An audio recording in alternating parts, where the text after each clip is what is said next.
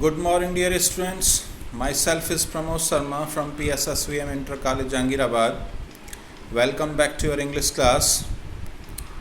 Today, we will read the third poem of your syllabus, The Voice of the Rain, composed by Walt Whitman. First of all, we will discuss about the poet, the Walt Whitman. Walt Whitman was an American poet, an essayist, and a journalist who was born on 31st May 1819. He is known as a authority of free verse. He worked as a teacher and a clerk also. His first major work, Leaves of Grass, was published in 1855. He was highly influenced by Abraham Lincoln and composed two poems lamenting his death. He started his own newspaper and served as a publisher, editor, pressman, and a distributor. In total, he was among the most influential poets of American canon.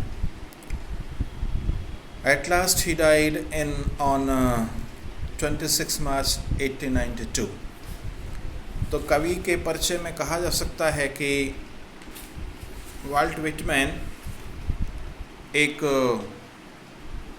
अमेरिकी कवि, निबंधकार और एक पत्रकार थे जिनका जन्म 31 मई 1819 को हुआ। उन्हें स्वतंत्र कविता के एक प्राधिकारी रूप में जाना जाता है। उन्होंने एक अध्यापक तथा लेखक के रूप में भी काम किया। उनकी पहली बड़ी साहित्यिक रचना लीव्स ऑफ द विंड, घास की पत्तियां जिसको कह सकते हैं, 1855 में प्रकाशित हुई और वे अब्राहम लिंकन से बहुत अधिक प्रभावित थे और उनकी मौत पर शोक व्यक्त करते हुए कवि ने 2 कविताएं लिखीं। उन्होंने अपना निजी समाचार पत्र प्रकाशित किया तथा एक प्रकाशक, संपादक तथा वितरक के रूप में सेवा की। अमेरिकी संदर्भ में वे सबसे अधिक प्रभावशाली कवियों में से एक थे और अंत में 26 मार्च 1892 में उनका देहावसान हो गया। अगर the theme of the poem की बात करें, अबाउट द पोइम बात करें, तो कहा जा सकता है कि the poet travels in high imagination when he starts to talk to the rain. He values the rain by talking about its importance on the earth. He further tells about the rain is everlasting and during its rise no one can touch it, but soon from the sky it returns to give a new life to the earth and its objects. Actually, it gives life to its own origin, the earth, and washes and beautifies it. For example, a song starts spawns in the environmental and then ends. Whether anybody comes or not, it does its work as the rain. तो कहा जा सकता है कविता के विषय में, कविता के परिचय में, कि जब कभी वारिस से बातें करना शुरू करते हैं तो वह ऊंची कल्पनाओं में उड़ान भरते हैं। पृथ्वी पर वारिस के महत्व को बताते हुए कवि वारिस के इम्पोर्टेंस को बताता है। वह आगे बताता है कि वारिस स्थायी होती है, यह पृथ्वी तथा उसकी वस्तुओं को नया जीवन देने के लिए लौटती है। वास्तव में वर्षा अपनी उत्पत्ति पृथ्वी को जीवन देती है, उसे धोती है और उसे सुंदर बनाती है। उदाहरणार्थ जैसे कि एक गीत शुरू होता है, वातावरण को आनंदमयी बना देता है और समाप्त हो जाता है। चाहे कोई आए या ना आए, यह अपना कार्य वारिस की तरह करता है। तो कहा जा सकता है कि poem is extremely imaginative. Walt Whitman has composed this poem in a imaginative mood. तो first of all we will explain the first stanza of the poem. We will listen and watch the poem carefully. तो first stanza देखते हैं इसका।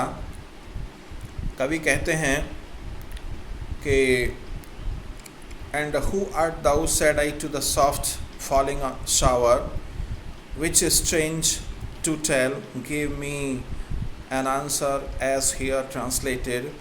I am the poem of earth, said the voice of the rain, eternal I rise, impalpable but out of the land and the bottomless sea, upward to heaven whence, visually formed altogether, changed and yet the same.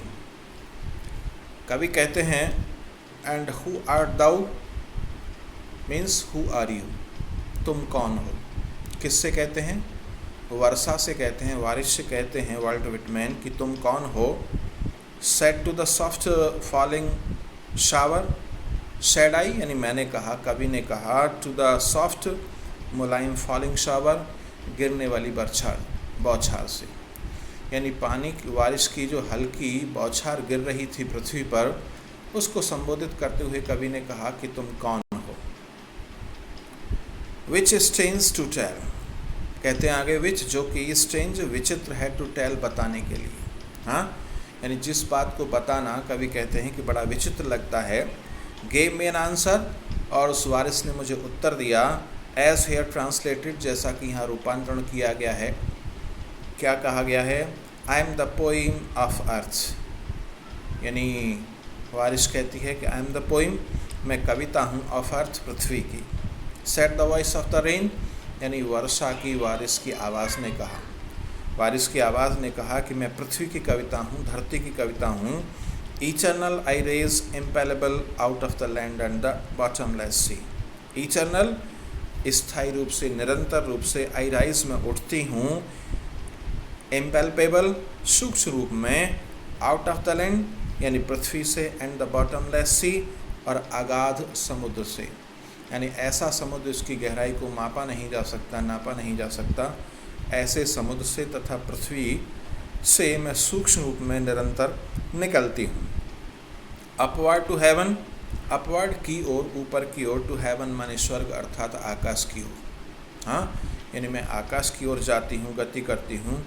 Veins वैजुअली formed all together, वहाँ पर वैजुअली का मतलब अस्पष्ट होता है, लेकिन यहाँ strangely का मतलब विचित्र रूप से, फॉर्म्ड माने रूप धारण करती हूँ, और मैं वहाँ पर अपना विचित्र रूप धारण करती हूँ। ऑल टुगेदर साथ साथ, चेंज्ड बदल जाती हूँ, और मैं इसके साथ साथ बदल जाती हूँ, परिवर्तित हो जाती हूँ। एंड येट द सेम, और फिर भी एक सी बनी रहती हूँ, एक सी रहती हूँ। यानी अगर हम तुलनात्मक अध्ययन करें ए फाउंटेन पोइम का, तो लगभग उससे मिलता जुलता ये थोड़ा सा हमारा भावार्थ। दूसरे स्टेंजा में कहते हैं कवि, I descend to lave the dots, atomies, dust layers of the globe, and all that in them without me were seeds only, latent, unborn, and forever by day and night I gave back life to my own origin, and make pure and beautify it for song, issuing from its birthplace after fulfillment, wandering, ragged and unragged duly with love returns। कहते हैं कवि कि कविता कौन, वारिश कहती है, आई descend, मैं नीचे गिरती हूँ, मैं आती हूँ, टू लेव, धोने के लिए, नहलाने के लिए, द डॉट्स मने सूखे स्थानों को, यानी वारिश के रूप में आवाज़ आती है, वारिश उत्तर देती है, कहती है कि मैं जो सूखे स्थान हैं पृथ्वी के, उनको नहलाने के लिए, उनको वाश करने के लिए, उनको धोने के लिए नीचे आती हूँ। और किसको? एटमीज, सूक्ष्म कणों को, हाँ, यानी पृथ्वी के जो सूक्ष्म कण हैं, जो छोटे छोटे कण हैं, उनको नहलाने के लिए, उनको धोने के लिए। डस्ट लेयर्स यानी धूल की परतों को, ऑफ द ग्लोब यानी सारे भूमंडल के, यानी सारे भूमंडल में जो धूल की परतें हैं, सूक्ष्म कण हैं और सूखी जगह हैं, उनको नहलाने, उनको धोने के लिए मैं पृथ्वी पर आती हूँ, उतरती हूँ।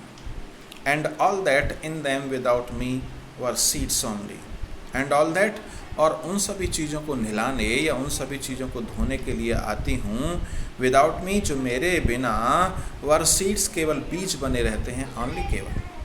हाँ, यानी पृथ्वी की उन सभी चीज़ों को नहलाने के लिए मैं नीचे आती हूँ, वारिस कहती है, जो मेरे बिना बीज बने रहते हैं। हाँ, क्योंकि हम पृथ्वी में, धरती में कोई भी बीज डालें और जब तक उसको पानी नहीं मिलता तब तक वो बीज ही बना रहता है। हाँ, अपना रूप धारण नहीं करता, पेड़ नहीं बनता, पौधा नहीं बनता, वृक्ष नहीं बनता। हाँ, पृथ्वी में बीज डालने के बाद जब उसको पानी मिलता है तभी वो अपने असली रूप में प्रकट होता है। तो इसलिए वारिस कहती है कि मैं उन सभी चीज़ों को नहलाने या वाश करने या धोने के लिए आती हूँ जो कि मेरे बिना केवल बीज बने रहते हैं, लेटेंट, अदृश्य रहते हैं, अनबॉर्न, अजन्मे रहते हैं। हाँ, वही बात आगे बढ़ी कि एक बीज को जब तक पानी नहीं मिलेगा उसका जन्म नहीं होगा। एक बीज को जब तक पानी नहीं मिलेगा वह क्या रहेगा, अदृश्य रहेगा, छिपा हुआ रहेगा, वह दिखाई नहीं देगा। और पृथ्वी में बीज पड़ने के बाद जब उसको पानी मिलता है तभी वह दिखाई देता है, तभी उसका जन्म होता है। इसलिए वारिस ने उत्तर दिया, and for ever by day and night, and for ever, और हमेशा के लिए, हमेशा हमेशा के लिए, बाई डे एंड नाइट, यानी दिन रात, आई गिव बैक लाइफ, मैं वापस जीवन प्रदान करती हूँ, टू माई ओन ओरिजिन, अपनी उद्गम स्थान को। ओन माने निजी, और ओरिजिन का क्या होता है, उद्गम स्थान, यानी जहाँ से कोई चीज़ पैदा होती है, उत्पन्न होती है। हाँ, तो मैं अपने उद्गम स्थान को एक पुनर्जीवन देने के लिए वापस लौटती हूँ। And make pure and beautify it, and make pure, और इसको विशुद्ध बना देती हूँ, शुद्ध कर देती हूँ, एंड ब्यूटिफाई इट, और इसको सुंदर भी बना देती हूँ, आकर्षक भी बना देती हूँ। हाँ, देखते हैं हम जब मई और जून के समय में क्या होता है, बहुत भयंकर गर्मी पड़ती है, सब चीज़ सूख जाती है, वनस्पति सूख जाती है, और जुलाई अगस्त में जब बारिश होती है तो सब जगह हरियाली दिखाई देती है। वो किसका परिणाम होता है, केवल बारिश के जल से जो वनस्पति विकसित होती है, फलती फूलती है, उसका परिणाम दिखाई देता है। इसलिए वारिस कहती है कि मैं उनको शुद्ध कर देती हूँ और उनका सौंदर्यकरण कर देती हूँ, उनको आकर्षक बना देती हूँ पानी दे करके। For song issuing from its birthplace after fulfillment, wandering, ragged or unragged duly with love returns. For song, जिस तरह से एक गीत, song का मतलब गीत होता है, गाना, issue निकल करके from its birthplace, अपने जन्म स्थान से, जिस तरह से एक गीत अपने जन्म स्थान से निकल करके आफ्टर फुलफिलमेंट अपना कार्य पूरा करता है, अपनी इच्छा पूर्ति करता है, अर्थात अपना काम करता है। वॉन्डरिंग, और इधर उधर भटक करके, रैग्ड और अनरैग्ड कह सकते हैं, सुने और अनसुने, जिसको सुना भी जाता है और नहीं भी सुना जाता। और क्या होता है, इस तरह से जो गीत की यात्रा पूरी होती है, चाहे कोई सुने या ना सुने, लेकिन गीत बजता है और वो अपने जन्म स्थान से निकल करके लोगों की इच्छा पूर्ति करता है, उनका मनोरंजन करता है, उनके आनंद की पूर्ति करता है।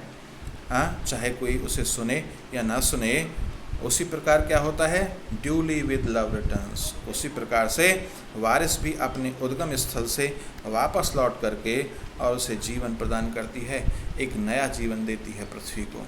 ठीक है, तो इस तरह से ये पोइम का एक्सप्लेनेशन पूरा हुआ, और इस पोइम पर बेस्ड हम 5 वेरी शॉर्ट टाइप क्वेश्चंस पूछेंगे, जिनके आंसर्स आपको अपने कमेंट बॉक्स में डालने हैं। तो मैं पहला क्वेश्चन पूछता हूँ, what is soft falling shower in the poem. What is soft falling shower, यानी कविता में रिमझिम करती बौछार क्या है। रिमझिम करती बौछार क्या है। दूसरा question, what is strange to tell, बताने के लिए क्या विचित्र है। तीसरा क्वेश्चन, तीसरा क्वेश्चन है, who is the poem of the earth, पृथ्वी की कविता क्या है। चौथा question, how does it rise, यह कैसे उठती है, कैसे निकलती है। और पांचवा क्वेश्चन है last, what happens with it in the sky, आकाश में इसके साथ क्या होता है, आकाश में उसके साथ क्या होता है, घटित होता है। तो इस प्रकार से ये आपकी पोइम पूरी होती है। इसके वर्ड मीनिंग्स आप अपनी नोटबुक में लिखेंगे और नेक्स्ट PDF में मैं आपको इसका सेंट्रल आइडिया और क्वेश्चंस भेज दूंगा। Thank you very much. Have a good day.